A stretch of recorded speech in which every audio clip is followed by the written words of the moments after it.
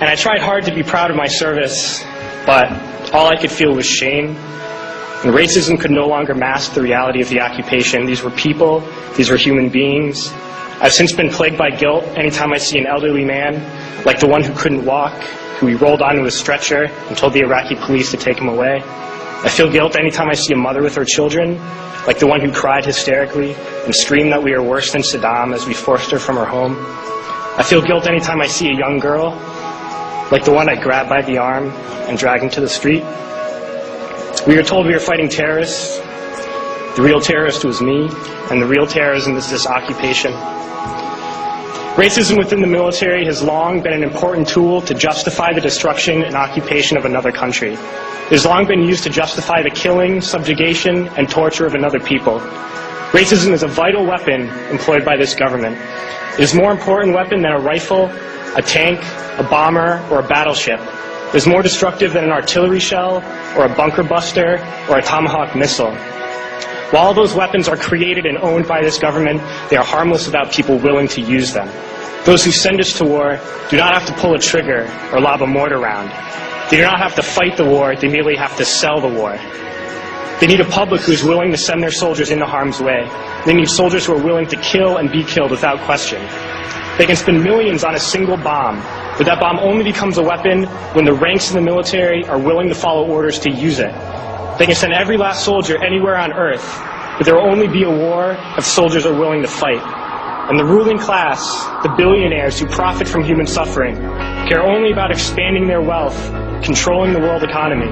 Understand that their power lies only in their ability to convince us that war, oppression, and exploitation is in our interest.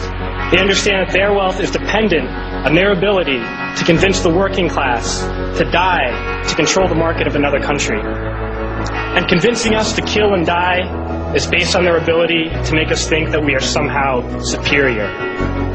Soldiers, sailors, Marines, airmen have nothing to gain from this occupation. The vast majority of people living in the U.S. have nothing to gain from this occupation. In fact, not only do we have nothing to gain, but we suffer more because of it. We lose limbs, endure trauma, and give our lives.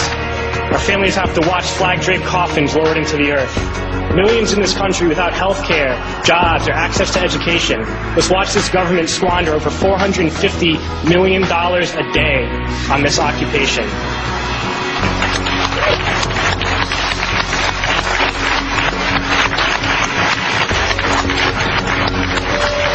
Poor and working people in this country are sent to kill poor and working people in another country to make the rich richer. And without racism, soldiers would realize that they have more in common with the Iraqi people than they do with the billionaires who send us to war.